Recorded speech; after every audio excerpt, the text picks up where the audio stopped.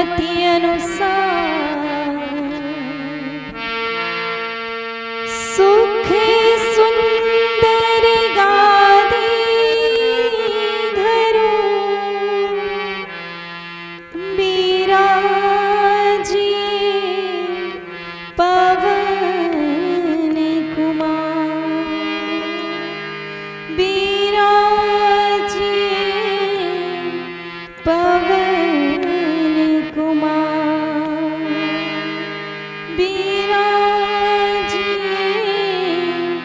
पवन कुमार। बोली बालाजी महाराज की। तो बालाजी महाराज की जयकार के पश्चात कथा में हम प्रवेश करें। लेकिन मेरे भाई बहनों, हमारे सनातन धर्म में एक नियम है, एक परंपरा है। हम जब भी कोई कार्य प्रारंभ करते हैं, कोई नया कार्य शुरू करते हैं, तो उस कार्य को करने से पहले हम भगवान की वंदना करते हैं। बिना वंदना के हम कोई भी कार्य प्रारंभ नहीं करते हैं। घर में चाहे शादी हो, ब्याह हो, पूजा हो, पाठ हो, अनुष्ठान हो, कोई भी काम हो, तो हम पहले भगवान की वंदना करते हैं। तो जब गोस्वामी तुलसीदास जी महाराज भी जब इस पवित्र रामचरितमानस जी की रचना कर रहे थे, तो मेरे भाई बहनों, भगवान के गुणों को अंकित करने से पहले उन्होंने भी भगवान की पहले वंदना की। तो तुलसी बाबा ने जिस क्रम में वंदना की है, वही वंदना का क्रम हम भी आज मेरे भाई बहनों अपनाएंगे। सबसे पहले जब तुलसीदास जी महाराज ने कलम उठाई, तो सबसे पहले मेरे भाई बहनों वंदना तुलसी बाबा ने की है द्विज की, यानी ब्राह्मण की। रामचरितमानस जी में सबसे पहले वंदना ब्राह्मणों की बताई है। और ब्राह्मणों की वंदना करते हुए मेरे भाई बहनों, तुलसीदास जी महाराज रामचरितमानस जी में लिखते हैं, वंदो प्रथम महीसुर चरणा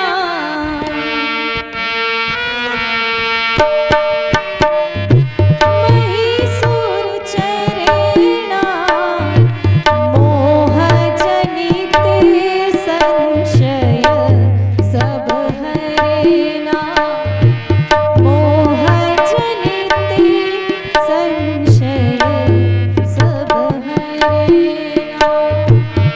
सबसे पहले मेरे भाई बहनों, गोस्वामी तुलसीदास जी महाराज ने जब भगवान की वंदना की, तो सबसे पहले लिखा, बंदौ प्रथम महीसुर चरणा मोह जनित संशय सब हरेना।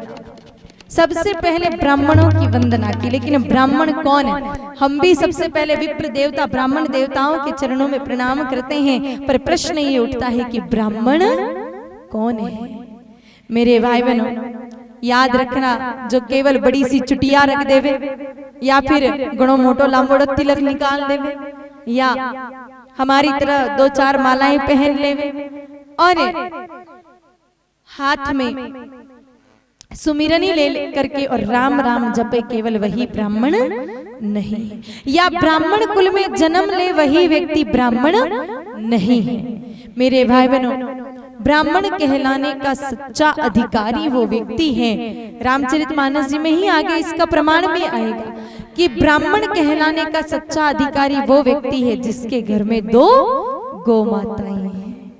अगर 2 गौ माता नहीं है, तो ब्राह्मण कुल में जन्मा व्यक्ति भी ब्राह्मण कहलाने का अधिकारी नहीं है। अगर कोई विप्र देवता हो तो बुरा मत मानना भाई, और मान भी जाओ तो फिर मान जाना।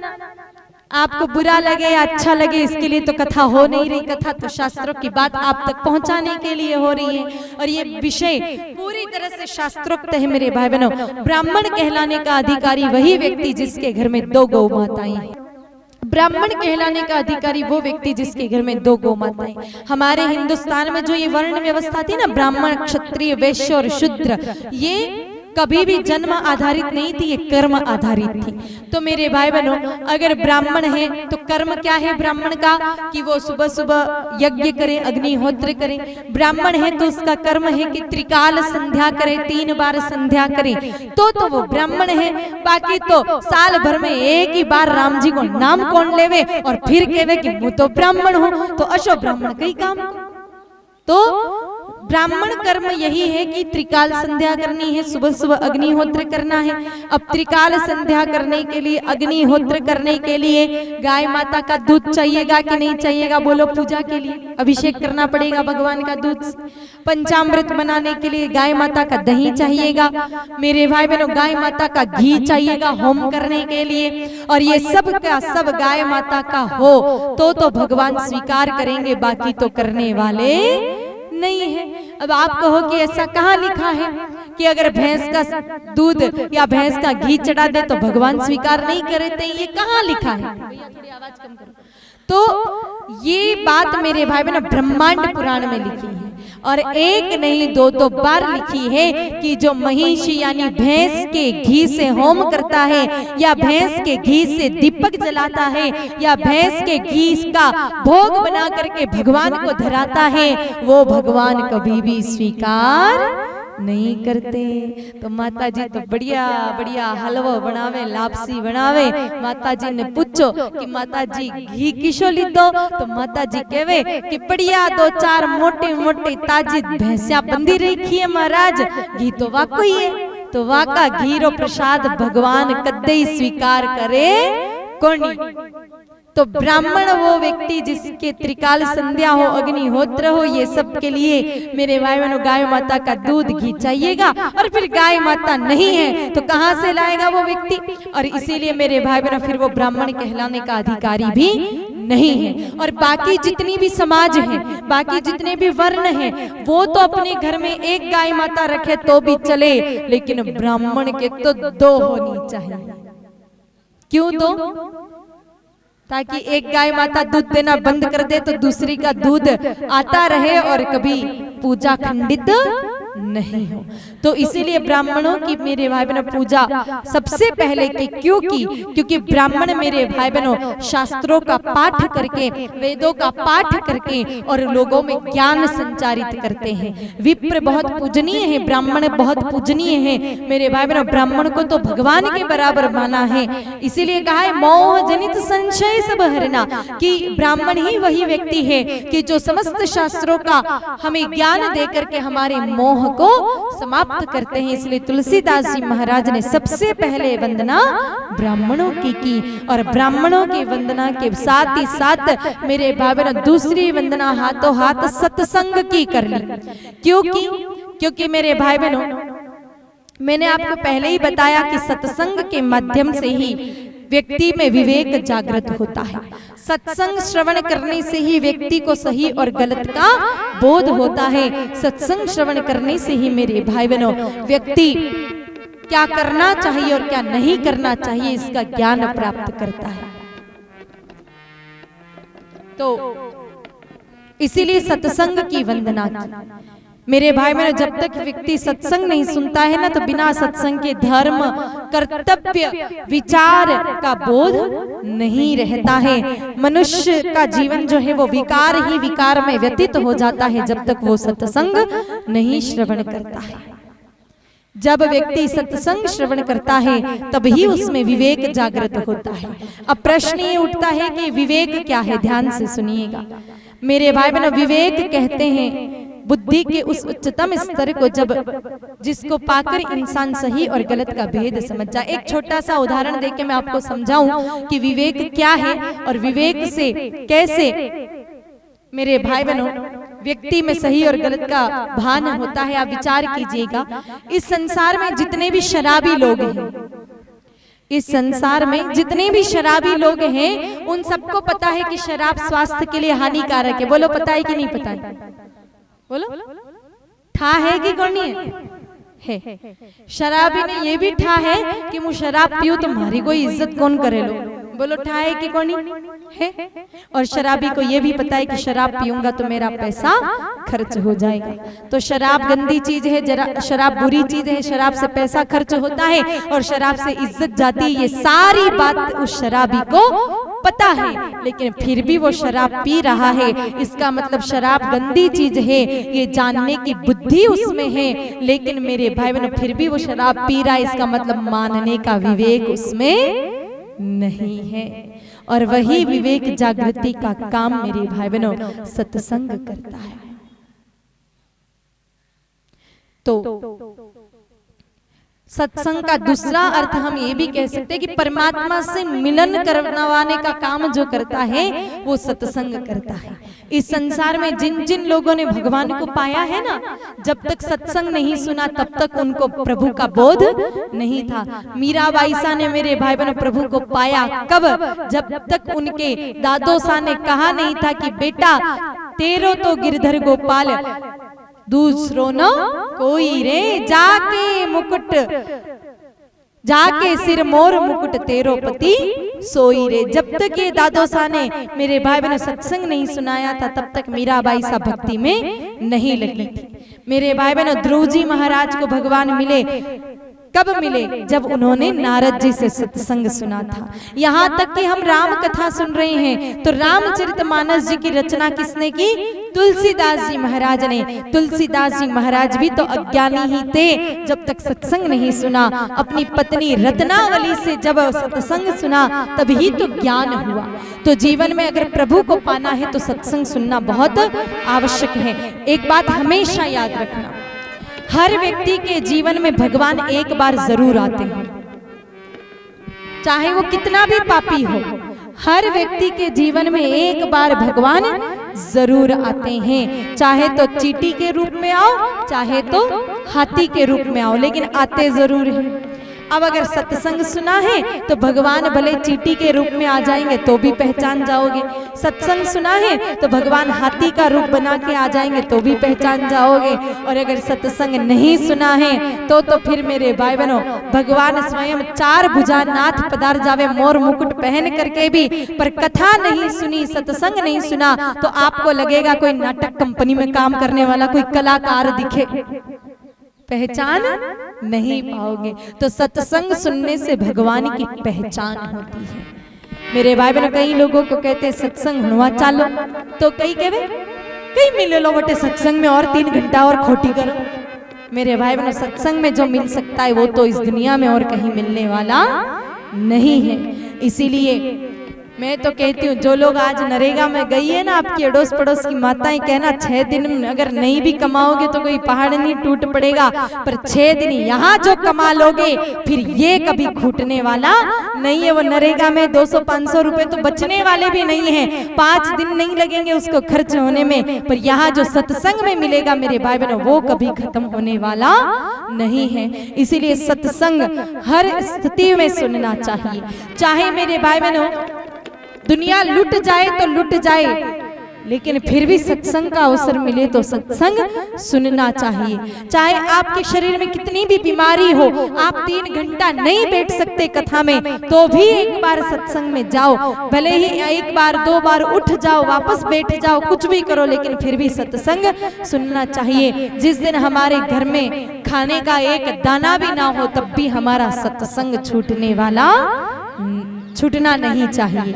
तो मेरे भाई बहनों, क्योंकि सत्संग ही वही वस्तु है जिस सत्संग के माध्यम से प्रभु को पाया जा सकता है।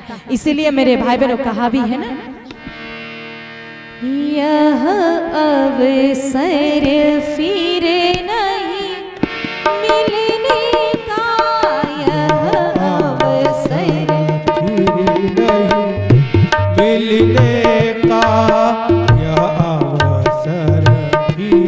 नहीं मिलने का, सत्संग करो, सत्संग करो, सत्संग करो, सत्संग करो।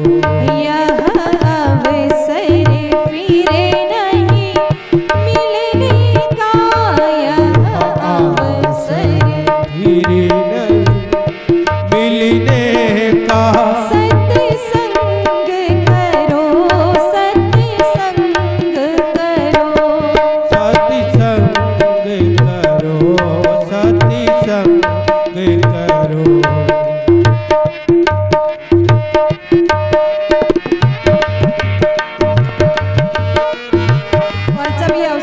नहीं मिलना है तो प्रेम से ताली सेवा के साथ आप भी सत्संग करो।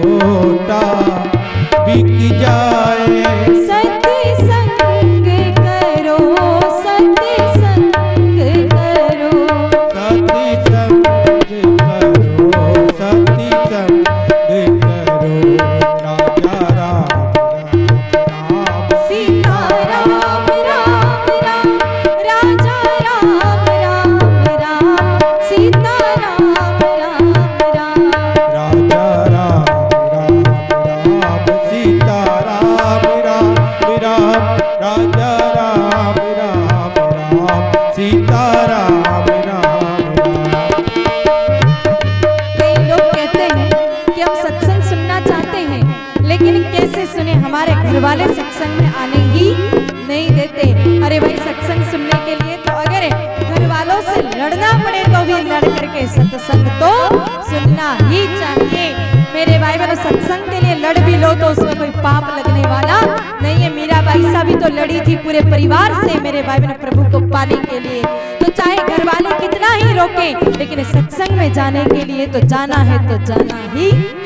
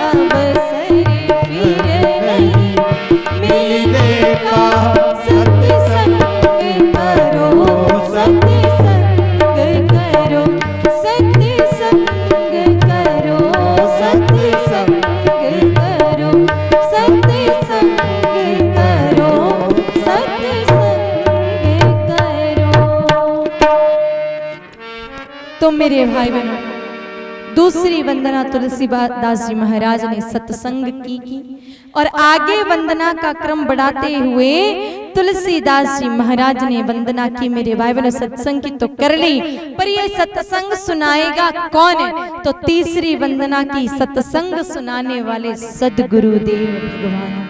क्योंकि जब जीवन में सद्गुरु ही नहीं होंगे तो सत्संग आएगा कैसे? और आ भी गया तो बिना गुरु कृपा के सत्संग समझ में भी नहीं आएगा, और ना ही उस सत्संग का मेरे भाई बहनों हमारे जीवन में कोई उपयोग होगा जब तक जीवन में सद्गुरु नहीं है। सत्संग तो आप लोगों ने भी बहुत सुना होगा, सत्संग तो आज से पहले भी कई लोगों ने सुना, लेकिन सत्संग सिर्फ कुछ लोगों के जीवन में ही परिवर्तन ला सकता है। क्यों मेरे भाई बहनों? गुरु कृपा नहीं होगी तब तक जीवन भर कितने ही सत्संग सुन लो, तब भी आपके जीवन में वो सत्संग, वो कथा आपके जीवन की व्यथा किसी भी सूरत में नहीं मिटा सकती है। इसीलिए मेरे भाई बहनों, तुलसीदास जी महाराज ने तीसरी वंदना सद्गुरुदेव भगवान की। गुरु मतलब क्या? मेरे भाई बहनों, आप में से किन किन लोगों के जीवन में गुरु है? जरा हाथ खड़ा करना। जिन्होंने किसी को भी अपना गुरु बना रखा है वो लोग हाथ खड़ा करें। BS मीडिया चैनल को सब्सक्राइब करें एवं नोटिफिकेशन ऑन करें ताकि आने वाले हर धार्मिक वीडियो का आप लाभ उठा सकें।